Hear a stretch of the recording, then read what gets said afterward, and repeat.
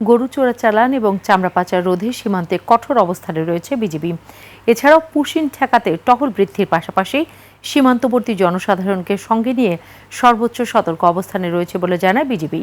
প্রতিনিধিদের তথ্যচিত্রে desk report. Walton আবারও millionaire অফারে ওয়ালটন ফ্রিজ কিনে আপনিও হয়ে যেতে পারেন মিলিয়নিয়ার।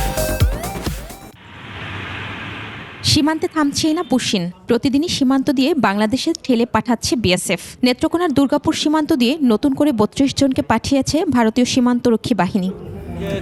নেত্রকোনা বিজিবির commanding officer lieutenant colonel SM. Kamruzzaman জানান, পুশিন ভারতীয় গরু অবৈধ প্রবেশ বন্ধ, সেই সাথে ঈদ পরবর্তী চামড়া পাচার বন্ধে সীমান্তে নিরাপত্তা ব্যবস্থা জোরদার করা হয়েছে।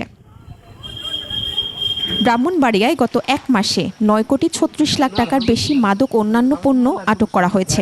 এছাড়া ভারত থেকে কোরবানি পশু প্রবেশ সহ পুশিন চলছেই। দুপুরে আখাউড়া উপজেলার ফকিরমোড়া সীমান্তের বিজিবির অধিনায়ক লেফটেন্যান্ট কর্নেল জব্বার আহমেদ বলেন, সীমান্ত এলাকা দিয়ে ঈদ পরবর্তী সময়ে ভারতের চামড়া পাচার রোধ, মাদক ও চোরাচালান প্রতিরোধ সহ বিএসএফ কর্তৃক বাংলাদেশে পুশিন প্রতিহত করতে বিজিবিকে কঠোর অবস্থানে থাকার নির্দেশ দেওয়া হয়েছে। ঈদ উল আজহার এই সময় অনুযায়ী আমাদের বাংলাদেশে যথেষ্ট পরিমাণ কুরবানির পশু মজুদ রয়েছে, যার ফলে কুরবানি পরবর্তী টাইমে কোনো প্রকার পশুর চামড়া যেন আমাদের এই সীমান্ত দিয়ে পার্শ্ববর্তী দেশে পাচার হয়ে যেতে না পারে, সে ব্যাপারে আমরা সচেষ্ট থাকব। দিনাজপুরের হিলি সীমান্তে টহল জোরদার সহ নজরদারি বাড়ানো হয়েছে বিজিবির পক্ষ থেকে। জয়পুরহাট বিজিবি ব্যাটালিয়ন অধিনায়ক লেফটেন্যান্ট কর্নেল আরিফুদ্দৌলা বলেন, চামড়া দেশের সম্পদ, তাই পাচার রোধে সব ধরনের ব্যবস্থা নেওয়া হয়েছে। সকালে চুয়াডাঙ্গার জাফরপুরে বিজিবি সদর দপ্তরের সংবাদ সম্মেলনে বিজিবি জানায়, দেশীয় খামারিরা যাতে ন্যায্য মূল্য পান সেই বিবেচনায় এমন ব্যবস্থা নেওয়া হয়েছে।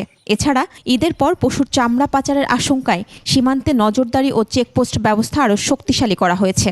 কঠোর নজরদারি, টহল এবং গোয়েন্দা কার্যক্রম চালু রয়েছে। চামড়া চোরাচালান রোধ সহ মৌলভীবাজার সীমান্তে সতর্ক অবস্থানে রয়েছে বিজিবি। মহিমা পলি, ডেস্ক রিপোর্ট, ২১ টেলিভিশন।